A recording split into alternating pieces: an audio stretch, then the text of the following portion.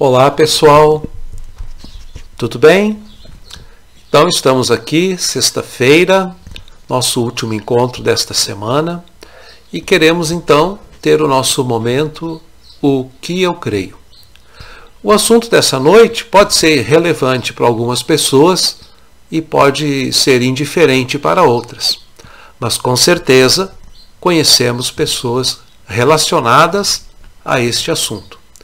O nosso assunto é cristão e esporte.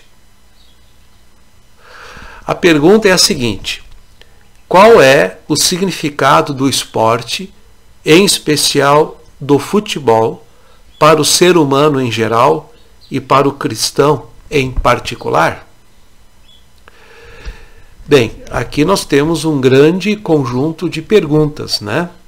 Então temos que nos limitar a algumas indicações, vamos dizer assim, resumidas. O esporte, por assim dizer, desde os jogos e as brincadeiras das crianças até as competições, né, dos jovens em adultos e as competições profissionais, né, tudo isso, né, inclui esporte, parece ser um fenômeno dado com a própria natureza humana, ou seja, de competir, de um ser mais, ser melhor, mais rápido, ir mais longe, pular mais alto do que o outro.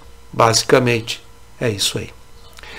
A criança brinca, o jovem compete com outros jovens por simples necessidade de, vamos dizer assim, funcionar, fazer, e pelo instinto inato que se destina a preparar o seu corpo para a luta ou para o trabalho, muitas vezes braçal. Neste sentido, o esporte é uma necessidade biológica que se torna cada dia mais permanente devido à existência antinatural, sedentária e infesta ao corpo, que a civilização impõe a grande parte da humanidade.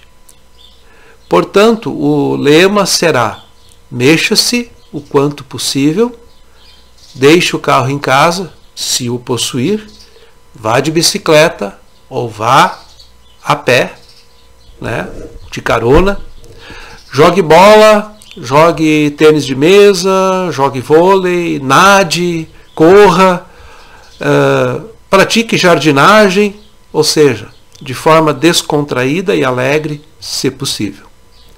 Este mundo de Deus foi feito para ser sentido com o corpo, especialmente com as solas dos pés.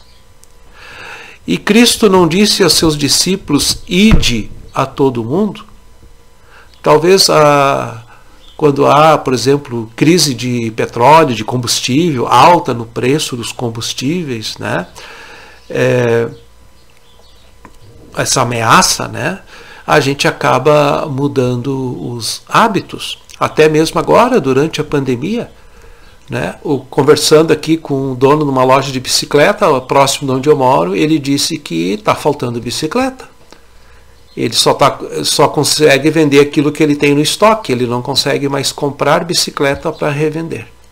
É um bom sinal. As pessoas estão descobrindo que, assim como dá para trabalhar em casa, dá para ir para o trabalho de bicicleta e não ficar amontoado dentro de um ônibus, ou economizar, né, alguns reais com a gasolina que se deixa gastar, ou com a passagem do ônibus que se deixa de comprar, ou o custo de um aplicativo, etc. e tal. Carro por aplicativo.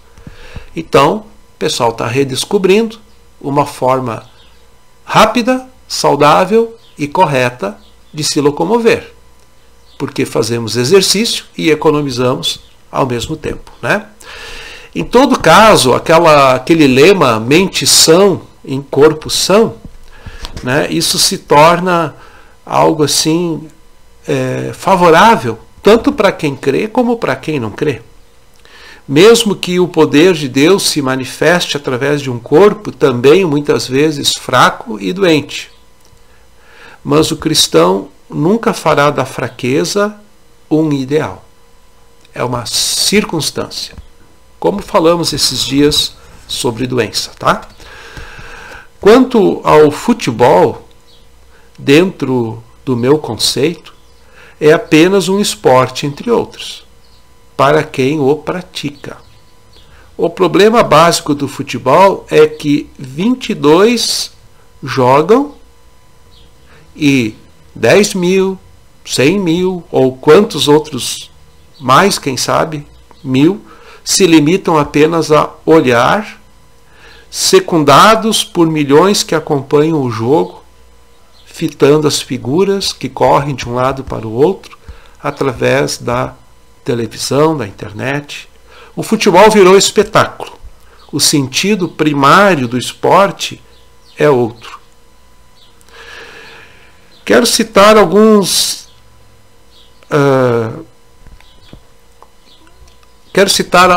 circunstâncias, né, em referência ao esporte predileto dos brasileiros. Ele periga comercializar-se em escala crescente. Esses tempos, reunido com crianças aqui de um bairro de Joinville, foi perguntado para elas o que elas gostariam de ser no futuro. Adivinha o que os meninos responderam? Isso mesmo, jogador de futebol. Por quê? Porque os exemplos são sempre os expoentes, né? Os expoentes que nem sempre são bons exemplos. Podem ganhar muito dinheiro, mas nem sempre são bons exemplos, né? O famoso Neymar, o Messi e outros jogadores próximos desses ou, né, dessa faixa aí. Esse é o problema, né? O comércio. Hoje um jogador de futebol, para vocês terem uma ideia, quando o Brasil ganhou a Copa do Mundo na Suécia, foi o ano que eu nasci. Então eu não só soube disso depois, né? O Garrincha, que era um dos grandes, né, jogadores, ele veio feliz de lá trazendo uma coisa que ele tinha comprado lá. Sabe o que ele trouxe? Um radinho a pilha japonês desse tamanho aqui, que o pessoal da minha geração deve ter conhecido, que tinha um fone de ouvido com um plug só, da marca Hitachi. Quem lembra disso? Ele veio feliz de lá porque tinha conseguido comprar um radinho a pilha. Né? Naquela época, isso era o top. Hoje, imagina, né? Com o que os jogadores se contentam. O Neymar comprou um apartamento em Camboriú, né? Lá no Cobertura, naquele maior edifício da América do Sul, parece que foi 35 milhões. Então, esse é o problema, né?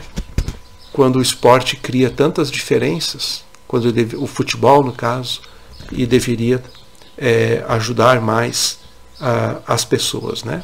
Para mim, na pandemia, não me fez falta nenhuma futebol, né? Aliás, era um alívio não ter tanta coisa sobre futebol na televisão. Há pessoas que pensam diferente e têm toda a liberdade de pensar diferente, tá? Então, quando dá a notícia, o jogador tal foi vendido por tantos milhões de dólares, né? Isso tudo cria assim uma expectativa na vida de uma pessoa, de um jovem, que ele vai ser igual, e a gente sabe que é mínimo as pessoas que chegam lá.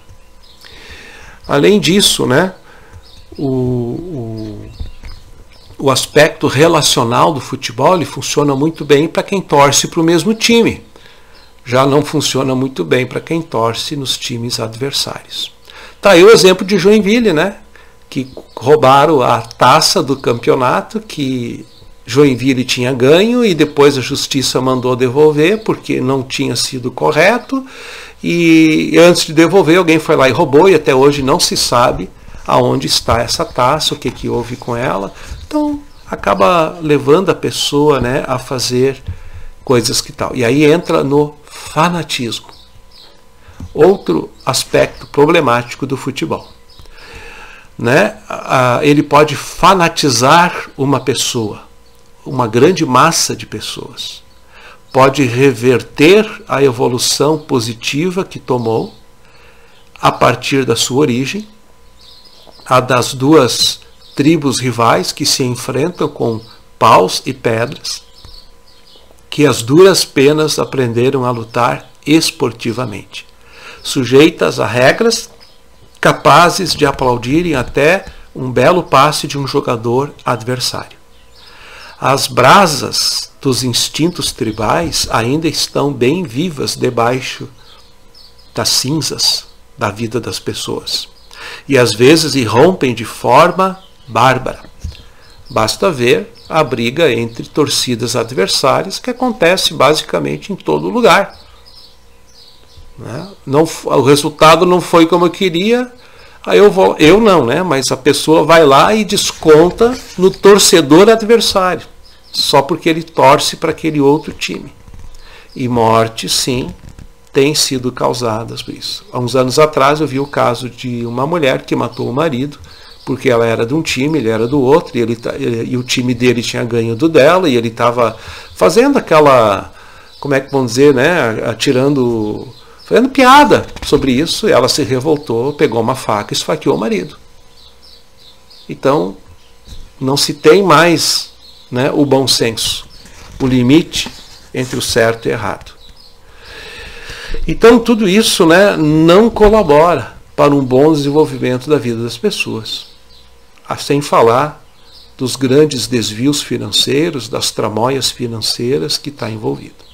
Então, o jogo, aquele dos amigos, né, que jogam por esporte, por diversão, por companheirismo, esse aí, tranquilo. Agora, aquele, né, que vai sugando até mesmo as reservas monetárias de seus torcedores. Quanto custa a camisa oficial de um determinado time de futebol? Você já pensou sobre isso? Para fazê-la não custa R$15, mas para o torcedor ela pode chegar a R$150. Entendem o que eu estou dizendo? E tem gente que tira da comida de casa para comprar a camiseta do seu time. Certa vez eu fiz o sepultamento de uma pessoa que eu nem conhecia muito bem, né? Para minha surpresa, ele estava vestido com a camisa do time que ele torcia. Será que essa era a esperança de vida dele? Depois de um tempo fui fazer outro sepultamento, passei ao lado daquela sepultura, tinha um retratinho do homem lá, que eu olhei lá, estava ele no retrato com a camiseta do time dele. Que bom, né, que no céu não tem time, né? Só tem o time de Deus, o time de Jesus. Então, gente, a alegria que o futebol produz, ela não pode ser a alegria em cima da tristeza e da violência na vida das outras pessoas. Aí está errado, não faz bem para ninguém, não soma, não produz vida. Pelo contrário, mostra o que lá no fundo todo ser humano é, né? Um homem das cavernas, que quando não sai do jeito que ele quer, ele parte com toda a sua força e fúria para o contrário. O esporte não tem essa finalidade, não deveria ter esta finalidade, mas infelizmente muita coisa ruim o futebol tem trazido sim para a vida de pessoas. Fica a critério, né?